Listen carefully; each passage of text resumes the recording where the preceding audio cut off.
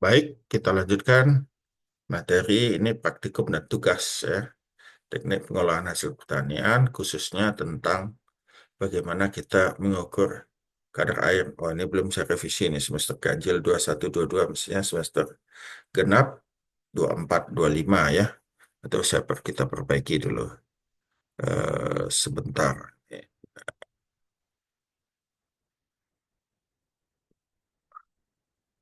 Kita klik cancel. Ya, ini kita ganti genap 24-25. Right. 25. Oke, ya, kita ini kan. Ya, jadi nih. Nah, setiap bahan itu selalu ada kadar airnya, ada airnya. Nah, jumlah air dalam bahan kita sebut kadar air. Nah, apa itu kadar air? Sudah ada definisinya, itu kadar air adalah jumlah air yang ada di dalam atau dikandung oleh bahan. Nah, pengukuran kadar air bahan dapat dilakukan secara kimia ataupun fisik, ya. Nah, metode kimia dikembangkan oleh Bapak Carl Fisher. Metode ini dilakukan dengan cara mengikat air yang ada di dalam bahan dengan suatu bahan kimia sedemikian rupa, ya. Bagaimana pengikatannya bukan bagian daripada kelas kita, sehingga kita terangkan secara kimia bagaimana dia terikat.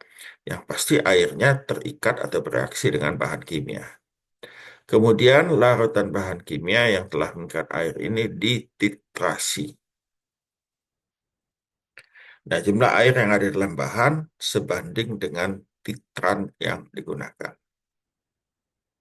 Nah, metode lengkap Carl Fisher tadi jumlah apa bahan kimianya berapa banyak ini dapat dilihat berbagai literatur sedia di internet atau dapat secara ringkas boleh juga lihat di Wikipedia ya. Carl Fisher titration ya. Nah, untuk menghormati beliau maka metode ini disebut dengan metode Carl Fisher ya. Nah, ini adalah alat ya, alat ini sudah lebih canggih daripada dulu ya. Ya, ini adalah alat mengukur kadar bisa lihat itu berbagai botol yang berisi bahan kimia. Kemudian sekarang sudah terhubung tentunya dengan komputer ya, dan cara mentitrasinya juga meneteskan bahan kimianya tidak lagi manual tetapi secara otomatis dilakukan oleh komputer sehingga jumlah tetes yang menetes untuk mentitrasi air tadi yang telah diikut bahan kimia dapat menjadi lebih akurat ya. Nah, metode Carl Fisher relatif mahal, ya alatnya mahal, bahan kimianya mahal, ya dan relatif lama. Relatif lama itu relatif ya, tapi yang pasti eh, bahan kimia eh, itu dan alatnya mahal dan eh, metode ini sering menghasilkan limbah, ya limbah bahan kimia yang dapat mencemari lingkungan. Tapi untuk pengukuran standar, ya standar kadar air, maka metode Carl Fisher ini sering digunakan dan masih digunakan sampai sekarang ya untuk pengukuran standar. Nah, banyak lagi metode lain yang dapat digunakan.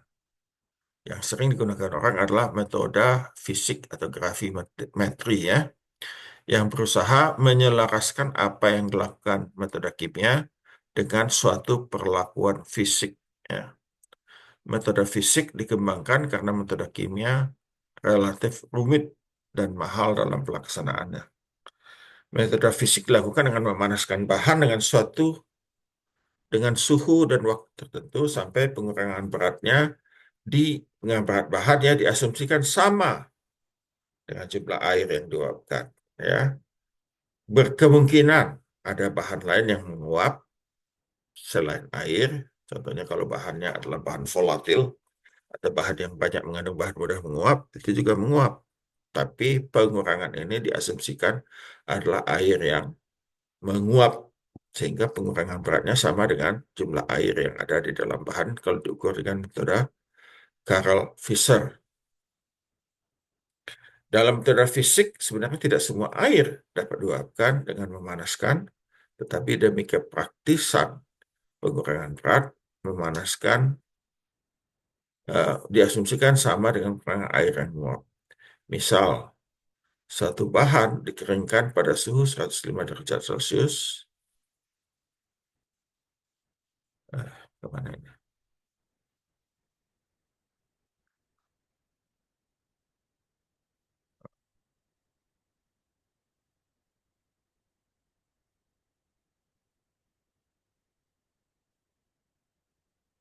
Ya, eh, suatu bahan yang dikeringkan, biji-bijian contohnya dikeringkan pada suhu. Biji-bijian di sini maksudnya jagung, beras, kedelai, kacang hijau, ya, biji gandum, dan sebagainya. Keringkan pada suhu 105 derajat selama 24 jam, khususnya pada oven vakum, maka selisih masa awal dan akhir bahan diasumsikan adalah air yang menguap, ya, walaupun bukan. Nah, oke, kemudian perhitungan kadar air. Kadar air dapat ditentukan dengan dua basis, yaitu basis basah dan basis kering. Basis basah adalah persentase massa air bahan yang dibagi dengan massa basah bahan. Massa basah basah adalah basah keseluruhan. Ya. Nah, bahan terdiri dari massa basah dan massa kering. Ya, massa total dikurangi massa air yang dikandung bahan. Jadi di ilustrasi kita di sini saya perlihatkan ada tiga kotak. Nah, salah satu kotak berisi air. Dua per tiganya bukan air. Ya, yang dua per tiga kita sebut massa bahan kering dan yang kita sepertiga kita sebut massa air. Ya, nah ini kalau kita hitung kadar air basis basahnya itu adalah 10. Kalau misalnya masing-masing kotak misalnya 10, jadi kalau tiga box itu adalah 30, maka kadar air basis basah 10 bagi 30 kali 100%. Atau sepertiga kali 100% kita dapatkan 33,3% basis basah. Ya.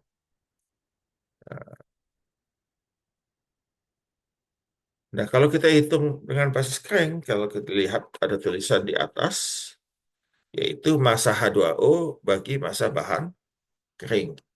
Massa H2O tadi adalah 10 gram, massa bahan keringnya adalah 20 gram, itu bukan 30, 20, ya. Nah, dikali 100%. Jadi 10 bagi 20 setengah, kali 100% dapat 50% basis kering, ya. Jadi basis basah adalah jumlah air dibagi massa total atau massa basah.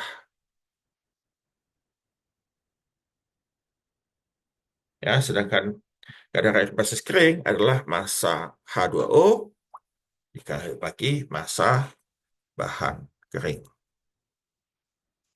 Nah, metode pengukuran kadar air ini ada macam-macam juga tadi ya. Ada metode gravimetri, tadi contohnya yang kita timbang tadi ya, tidak langsung. Oh, sebelum lanjut, perlu saya kasih tahu, disampaikan, kalau kita membicarakan tentang suatu pelaporan ilmiah, maka kalau kadar air yang paling dianjurkan adalah kadar air basis kering. Kenapa? Karena kadar air basis keringnya tidak, asumsi dasarnya tidak menguap. Beda dengan basis basah ya. Nah, ini bahannya masih bisa menguapkan air ya. Nah, tadi ya saya sebutkan gravimetri tadi yang ditimbang-timbang contohnya sebelumnya tadi. Kemudian metode kimia tadi sudah kita bicarakan tentang Carl Fisher dengan mengikat air. Kemudian ada metode spektrometri, nah, menggunakan teknologi tinggi, NIR atau near infrared, MMR, ya, tahanan atau kapasitas listrik dan seterusnya. Ya, metode ini mahal karena banyak, karena memerlukan sampel yang banyak, tetap setelah satu kali persamaan standar ditemukan, pengukuran kadar air dapat dilakukan dengan cepat dan mudah. Ya, nah metode gravimetri biasanya dimulai dengan menimbang bahan dan hasil penilaian ini dianggap masa awal atau masa basah bahan dan sering ditulis sebagai MB. B ditulis subscript, B menyelamatkan basah. Kemudian bahan dimasukkan ke oven vakum dengan suhu tertentu, dapat dicari dalam standar yang berlaku misalnya di AOAC atau ASAB standar. Ya, nah, kalau untuk biji-bijian yang digunakan untuk benih, suhu yang biasanya digunakan adalah 70 derajat Celcius selama 72 jam atau 3 hari, 3 malam. Ya, sedangkan bilang tidak digunakan lagi suhunya adalah 105 derajat selama 24 jam. Ya. Nah, metode gravimetri 2 dapat juga dilakukan pada suhu 70 selama waktu tertentu ditimbang beberapa kali ya sampai tidak terjadi lagi perubahan massa bahan. Ya, penentuan waktu lama dalam oven distandarisasi menggunakan metode titrasi kimia. Setelah pengovenan selama waktu tertentu, bahan ditimbang kembali dan massa setelah kering ini disebut dengan massa bahan kering dan sering disebut disingkat MBK. BK dalam skrip artinya bahan kering. Ya, diasumsikan setelah eh, ini kan 72 jam ya, setelah 72 jam itu ditimbang. Ini ada rumus kadar air basis basah adalah massa basah dikeringi massa bahan kering dibagi massa basah kali 100%. Atau kadar air basis basah sama dengan massa air dibagi massa air tambah massa bahan kering kali 100%. Atau kadar air basis basah sama dengan MH2O bagi MH2O tambah MBK kali 100%. Nah, perlu diperhatikan bahwa kadar air basis basah tidak akan pernah mencapai 100%. Ya. Nah, ini basis basah. Kalau basis kering, bisa lebih dari 100%. Ya. Nah, bukan kadar air basis kering, massa basah dikurangi massa bahan kering, dibagi massa bahan kering kali 100%. Atau kadar air atau persen kering, massa air dibagi massa bahan kering kali 100%. Ya, sehingga kadar air basis kering itu adalah MH2O bagi M bahan kering kali 100%. Kadar air basis kering dapat melebihi angka 100.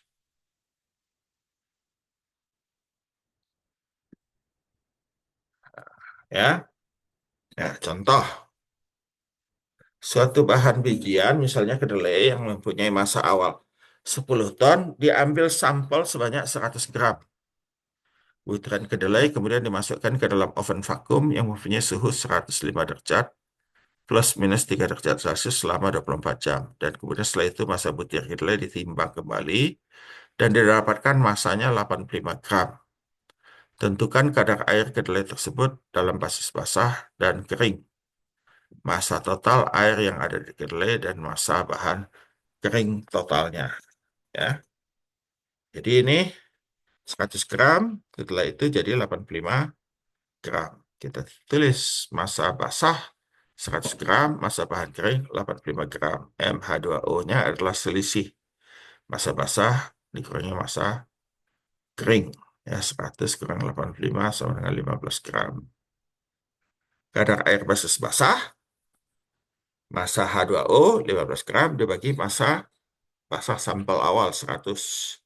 Jadi 15 bagi, bisa juga tulis 15 tambah 85. 85 adalah massa bahan kering. Ya, kali 100%, kita dapatkan 15% basis basah. Tetapi kalau kita ukur kadar air basis kering, maka massa H2O yaitu 15 gram dibagi ya massa eh, basah dikurangi yang makan kering ya. Nah, itu kita dapatkan 15 gram bagi 100 kurang 15 atau 100 per 85 kali 100%, kita dapatkan 17,65%. Ya, masa total lebih lima bahan kering 8.500 ya. Nah, konversi kadar air basis basah ke kadar air basis kering. Untuk kasus kedelai tersebut, jika misalnya diketahui bahwa kadar air kedelai tersebut 20%, berapa kadar air basis keringnya? Kadar airnya adalah 20%, basis basah berarti 20 bagian massa air dibagi 100 bagian massa bahan total. Sehingga dapat cari bahwa massa kering bahan adalah 100 kurangi 20 bagian atau 80 bagian massa bahan kering. Sehingga kadar air basis kering 20 per 80 bagi 100% adalah 25%. Ya. Nah, konversi kadar air basis kering ke basis basah. Untuk kasus kedelai tersebut, sebaliknya, jika misal diketahui bahwa kadar air kedelai tersebut adalah 20% basis kering, berapa kadar air basis basahnya? Kadar air 20% basis kering berarti 20 bagian massa air dibagi 100 bagian massa bahan kering. Sehingga dapat dicari bahwa massa basah bahan adalah 100 bagian kering ditambah 20 bagian basah.